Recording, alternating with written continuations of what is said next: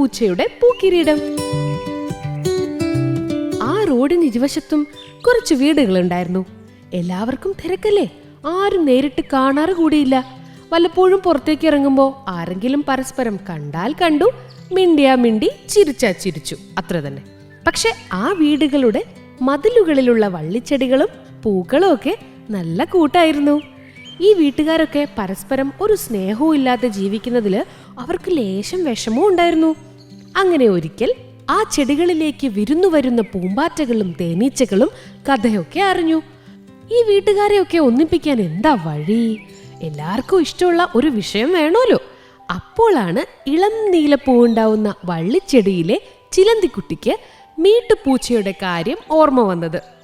അതെ, നമുക്ക് മീട്ടുപൂച്ചയോട് ചോദിച്ചു നോക്കിയാലോ? മീട്ടുപൂച്ചയോ? അതാരാ? തേനീച്ച ചോദിച്ചു. ആഹാ, ഇവർക്ക് മീട്ടുപൂച്ചയെ അറിയില്ലേ?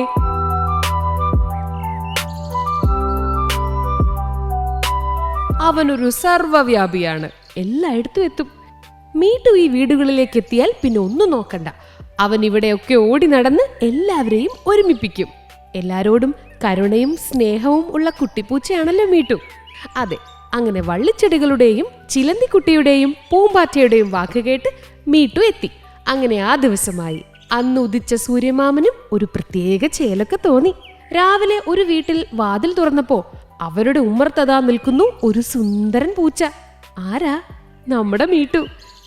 ഇതെവിടുന്നാ ഈ കുഞ്ഞു പൂച്ച വന്നത് എന്ന് കൗതുകത്തോടെ നോക്കിയ വീട്ടിലെ കുട്ടി സ്നേഹത്തോടെ മീട്ടുവിനെ തലോടി. അപ്പോൾ മീട്ടു അപ്പുറത്തെ വീട്ടിലേക്ക് ഇറങ്ങി ഓടി.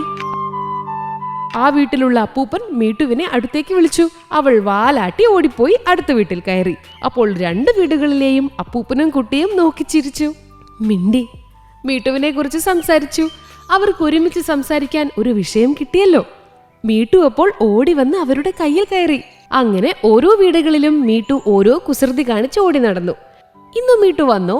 ഇന്നലെ മീട്ടു പുറപ്പുറത്തുനിന്ന് ചാടി 4 കാലിൽ വീണു.